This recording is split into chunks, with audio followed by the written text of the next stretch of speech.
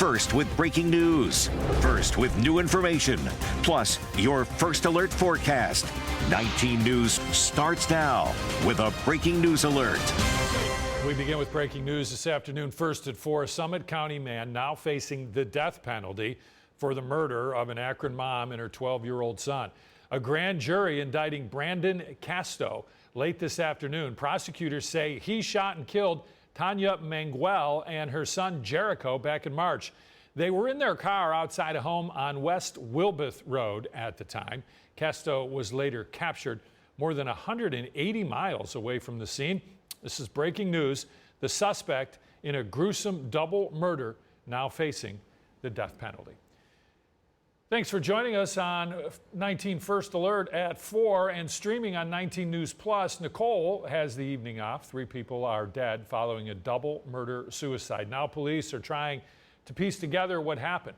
Catherine Huntley has the very latest on where the investigation stands tonight.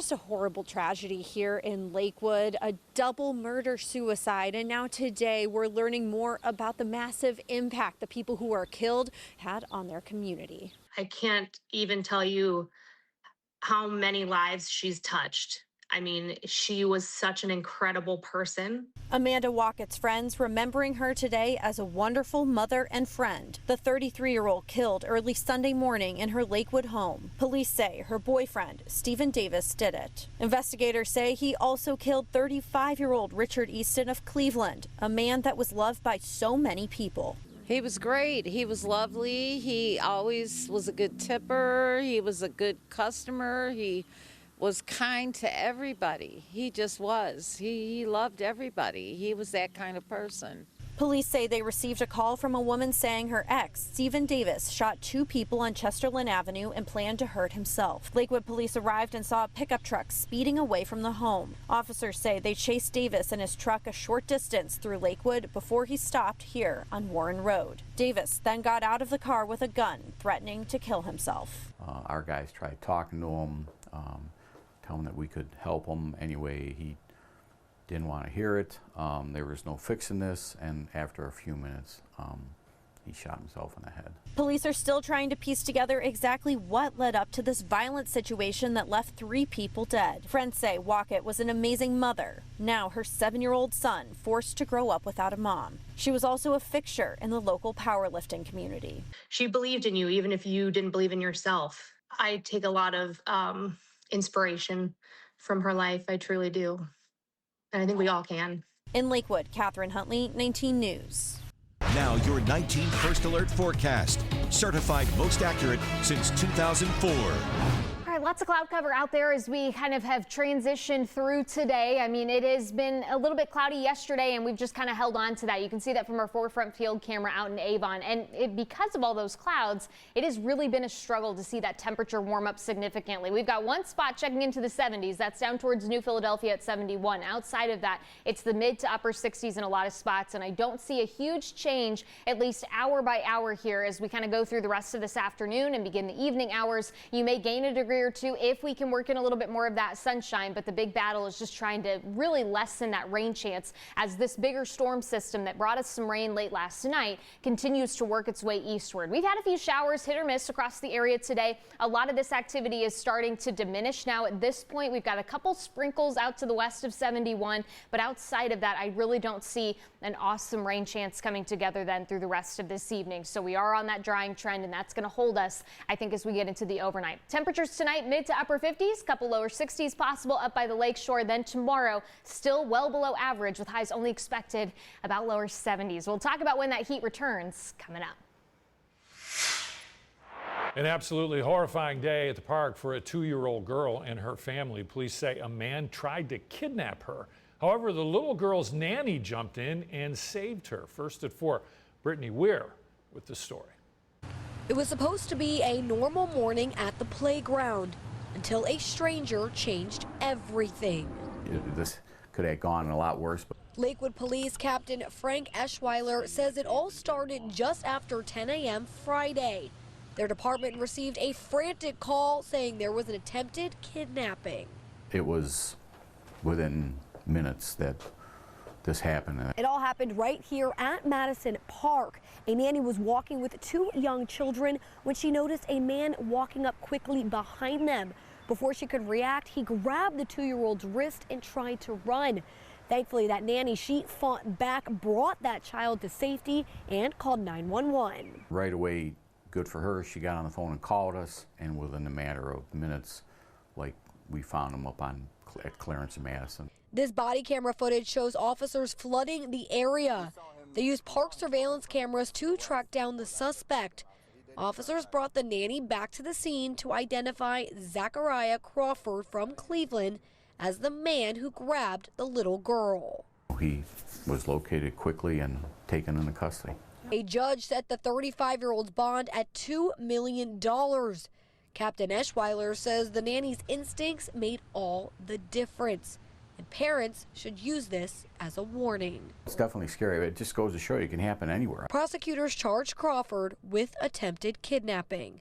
In Lakewood, Brittany Weir, 19 News. Cleveland man found guilty of shooting a woman in the face and then stealing her car. Ronald Loftus just got out of prison in December. Prosecutors say he attacked a woman in January. When the victim told him she didn't have any cash, he shot her, took off in her car. Thankfully, she survived. Loftus will be sentenced next month. Police are still trying to track down the killer who shot down a man outside a gas station. This is on the east side. Happened Friday night, East 93rd. The victim, ID'd as 49-year-old Carl Formby, was shot several times, later died at the hospital. Vice President J.D. Vance claiming it was, quote, a very, very good day of negotiations Sunday between the U.S. and Iran. He also denied that so-called bombastic statements from President Trump upended negotiations. Yvonne Rodriguez reports on the latest developments, including the ongoing conflict in Lebanon. Vice President J.D. Vance sounding optimistic over the status of negotiations between the U.S. and Iran, touting 4 major priorities during remarks Monday. First, we wanted to build a mechanism for keeping the Strait of Hormuz open. It is open.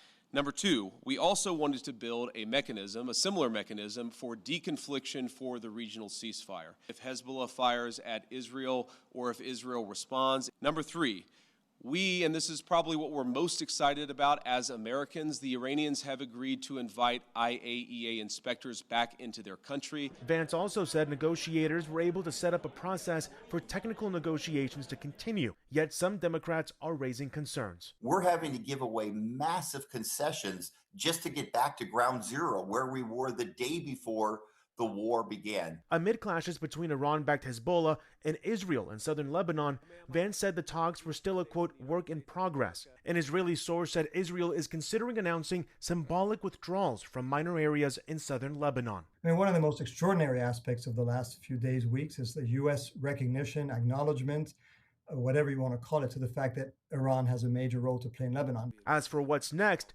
Secretary of State Marco Rubio will travel to the Middle East this week, marking the first cabinet official to visit the region following the signing of the U.S.-Iran Memorandum of Understanding. I'm Ivan Rodriguez reporting. Related to this, at 3, we told you gas prices have dropped nationwide about 65 cents a gallon since the high mark during the war with Iran. Still way too expensive, right? And here comes the big holiday travel weekend, and we all know what usually happens during those holiday weekends. 19 data journalist Dan DeRose here now with what we should be expecting. Simple business principle, supply and demand. If a lot of people are demanding gas and it drops your supply, that generally takes prices higher. We'll get to that in a second. I want to show you the national average over the past year. So we can go right back here to the 4th of July when we were paying about $3.10 a gallon. I think a lot of us would love $3.10 a gallon. You can see, I don't even have to tell you where the war with Iran started. Can you look at this and kind of guess where the war started? Yeah, right here. It was the beginning of March when we saw prices shoot up. We got to a high of $4.56 a gallon. You're probably saying, no, in Cleveland, we were much higher than that. That's because of that refinery issue in Indiana. We got to just about $5 a gallon. But you can see the bright spot. Because of the negotiations, because of the talks, national average now back down to $3.83, still way higher than we were this time last year. So I asked Patrick DeHaan, he's the lead petroleum analyst with Gas Buddy. I said, look, we've got this holiday. We've got the 4th of July, the big 250th. A lot of people are going to travel. Is there any way to predict what prices will be like in about a week and a half for that holiday weekend? This whole thing is a surprise. Being able to predict it's impossible. I've thrown in the towel. Gas prices are going to mirror whatever is happening between the U.S. and Iran. If nothing's happening, gas prices may go down. If something is happening, if there's escalations, new attacks, gas prices could go right back up.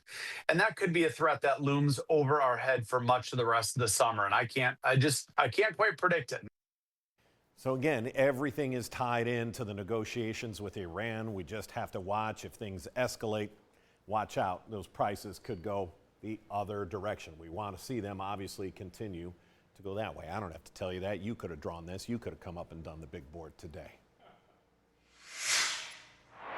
All right, let's talk about your forecast, because I have a feeling a lot of folks are kind of waiting for that more summer-like weather to finally make a reappearance here in Northeast Ohio. Unfortunately, for some, we are going to be still dealing with these cooler than average temperatures for the next couple of days. However, for those of you that are summer lovers, there is going to be some warmth in sight. It's going to take us, though, a little bit of time to get to that point. And through this whole process of bringing back some of that warmer air, we are going to have to talk about some increasing opportunities to see some showers, a few thunderstorms, and even a little bit more humidity working back into the forecast. Before then, that bigger warming trend starts to take shape. And when we're talking about a big warming trend, I mean, we're going to be likely seeing some temperatures back 80s, maybe even 90s. So that's what we're looking ahead to. So I guess if you put this into perspective, maybe the 60s and 70s don't sound too bad. All the cloud cover today and the rain chances have certainly kept our temperature down a little bit more across the area for this afternoon. Most of us are sitting kind of in that low to mid 60-degree range. I do think over the next couple of hours, you may get a couple breaks within those clouds that could give us a little bit more sunshine across the area.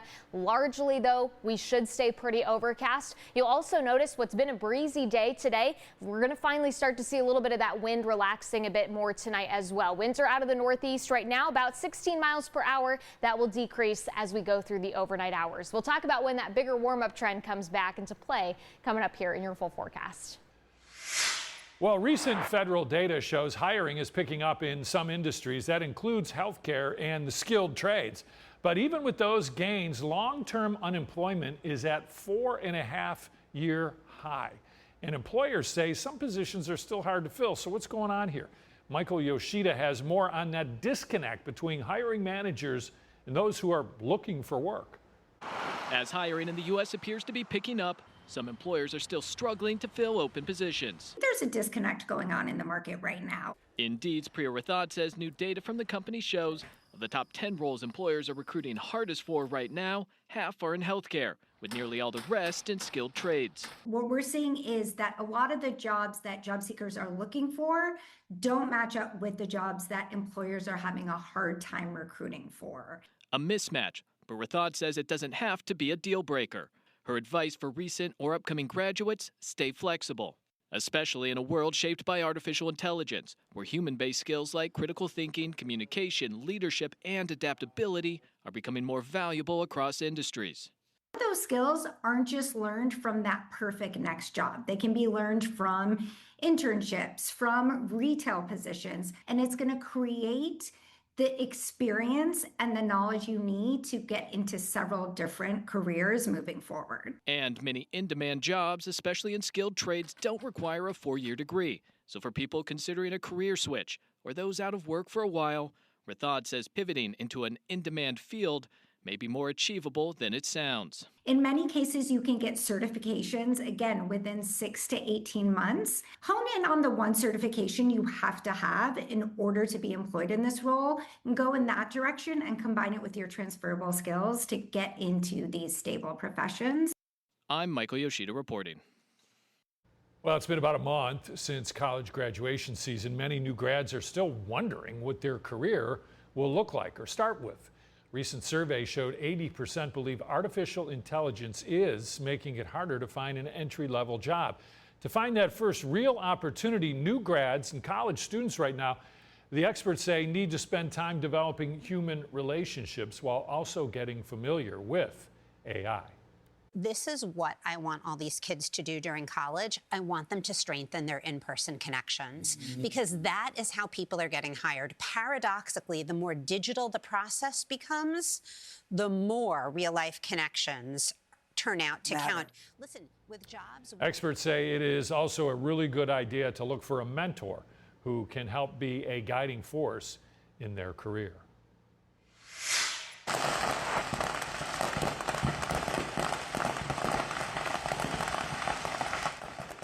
Fireworks stand goes up in flames and sparks and colors and everything else over the weekend. This happened in Oklahoma Saturday night. Hundreds of fireworks exploding in every single direction. Free show. Good news was no one was hurt.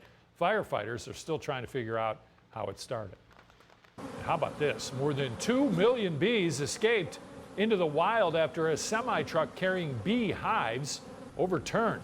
Now, this happened last night in southeast Texas. Emergency responders had to wait for local beekeepers to help with the cleanup. At one point, there were so many bees on one tree branch, it snapped under the weight. Crews are still on the scene today trying to round up the remaining bees. Now, remember, these are very valuable. What's incredible here, only one person, a photographer, was actually stung. Now your 19 First Alert forecast, certified most accurate since 2004. All right, who wants to walk up these steps? Crunch, crunch, crunch. Jeez. The mayflies have arrived at the Put-in-Bay Aquatic Center and probably a few other places on South Bass Island. Yeah, might be a little gross, but they're harmless. And we always remind you it's a sign of good water quality in that lake. And that is good to see, Erica, because, you know, not a lot of people want anything to do with what they're seeing right there, but at least we know that the water quality in our lake is getting better and better. Yeah, and you know, we always say it is the sign of a healthy lake, right? We say that with the midges as well. We need a healthy lake because that, of course, supports our whole ecosystem here. We also have a very active lake, and when you tend to get more of these systems coming through that bring in the wind, especially off of the lake, that's when you get these big resurgences of either the midges or the mayflies. They like that north wind because it's a little bit less resistance for them to push on shore. So we have certainly seen a lot of wind here across the area, at least for the last couple of days. That is certainly not been anything new to us, but temperatures, you see, we mentioned it's always near 70 degrees. It's near 60 degrees for midges, near 70 degrees for those mayflies, and that's exactly where our average water temperature is sitting right now. Speaking of the water, though, it was pretty rough earlier today, and a lot of that has to do with some of those breezier winds, so do keep in mind we do have still a rip current risk out there through the rest of this evening. Waves could be upwards of 3 to 6 feet, so we don't advise being in the water. A little cooler today, so probably not too many folks venturing out that direction, but again, just friendly reminders as we do kind of get those upticks in wind speeds, especially off of the lake. You are always going to be talking about then that greater risk for some of those rip currents. We will turn dry as we head into tonight. Some patchy fog possible if we can clear out those clouds fast enough, because we have seen some rain. We'll have calmer winds, especially headed into the overnight tonight. Could give you a little bit of areas of fog by early tomorrow. Temperatures into the 50s to start the day, and then it's another cool day as we get into the lower 70s tomorrow afternoon. But it's a dry one. Temperatures are going to be pretty mild, and we're not going to have to deal with any rain chances working their way through our area. We may start to see those increasing once you get into Wednesday, and that all comes as we kind of see this more active pattern settle in with a better opportunity for rain, I think, working back in through the day on Thursday. But Wednesday evening is when you could start to see a couple of those showers mixing in. We can't completely rule out a stray shower on Friday. I think another system comes through on Saturday, and that's going to help to bring back another opportunity for some showers across the area. But again, I'm not really tracking much of a washout with any of these scenarios, but it is something to kind of keep on your radar just in case you do have some of those outdoor activities planned. Now to your top four at 4. 3 people are dead following a double murder-suicide. Now, police are trying to piece together what happened here. It happened on Chesterland in Lakewood early Sunday morning. The suspect told his ex-wife he had shot 2 people and was now going to shoot himself. Lakewood police ultimately getting into a chase with that suspect. When he stopped the truck he was in, he turned the gun on himself. New body cam video shows the moments Lakewood police arrest a man suspected of trying to kidnap a kid at the park. Officers say Zechariah Crawford grabbed a little girl and then took off. Thankfully, quick action by Her nanny, she wasn't hurt. Crawford's now facing charges. Cleveland Heights police releasing new pictures of a suspect in a sexual assault case. Surveillance video from the area captures the suspect carrying a gun, later getting on a bus. The attack happened June 11th at Cedar and Lee. If you saw anything or recognize this man, police want to hear from you. Remember, all tips can stay anonymous. 5-year-old being treated for serious injuries after a rollover crash. This was last night in Twinsburg Township. It happened just before 11 p.m. The Summit County Sheriff's Office tells us a van was pulling a trailer, left the road for some reason, spun and rolled over several times. The van had 10 passengers inside. 4 others were taken to the hospital. The crash is under investigation. Well, the mother of a 14-year-old boy was in a Stark courtroom earlier today. Now, she was arrested for trying to hide the gun that her son admittedly took from the scene of a deadly shooting. Our Harry Boomer has this follow-up to a story of a mother attempting to help out her son. You tampered with evidence of an involuntary manslaughter by returning a Glock 19 pistol to 688 West Summit Street after it was used to shoot and kill a 15-year-old. Aaron Barker's 14-year-old son has admitted to taking his mom's gun and using it in the shooting that killed Kennedy Wise. The gun was removed from the scene by your son, and your son told you that it was a suicide, so you returned the gun to the scene. You failed to tell officers on the scene that you had done so. Your son then later admitted that he accidentally shot the victim, and it was not a suicide. I never got in trouble. This is a very tragic thing that happened. The 14-year-old, whom we are not naming because he is a juvenile, has been charged with involuntary manslaughter. He has been sent to the Stark County Attention Center. In Alliance, Harry Boomer, 19 News.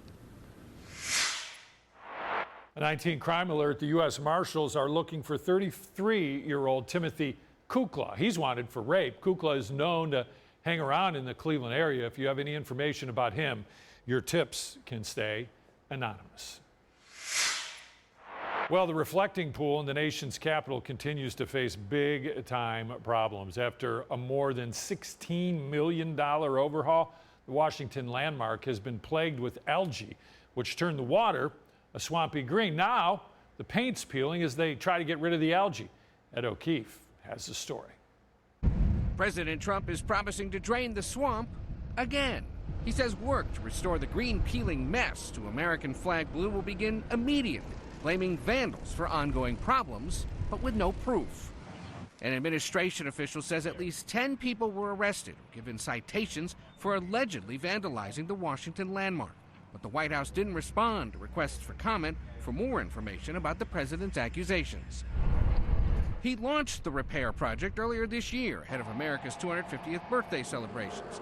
But within days of its completion, algae bloomed. We were trying to look at the new American flag blue, and we can't see that on the bottom. Waiting in the pool, workers treated the water with gallons of hydrogen peroxide, cleaned out muck.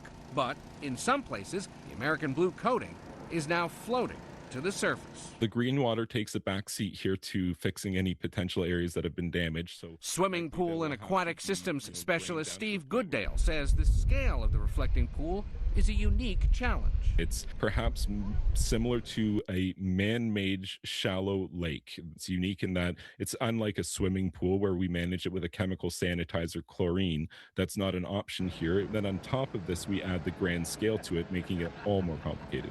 Repairs are adding to the already over-budget project, totaling more than $16 million after a pair of no-bid contracts. One went to the company run by Trump donor J.J. Cafaro, called, get this, Greenwater Services, which previously has done work at the president's private golf clubs. The side that's been cleaned is kind of dark gray, I would say, and the side that they're working on here is still bright lime green. The Interior Department insists, quote, the reflecting pool is crystal clear. People we spoke with say the reality is murkier. It's definitely greener. I was worried that it wouldn't reflect. It looks like it will still reflect, so there's that going for it at least. In one of the president's weekend social media posts, he suggested that they found a 250-foot gash here in the reflecting pool. We followed up with the White House asking for more details of his allegations, but have not yet heard back. Ed O'Keefe, CBS News, Washington. Fire crews in Los Angeles working around the clock to contain an ongoing fire at a frozen food storage facility. Fire has been burning since Wednesday, the smoke drifting more than 50 miles over the weekend, prompting state and local emergency declarations. So far, no one has been hurt.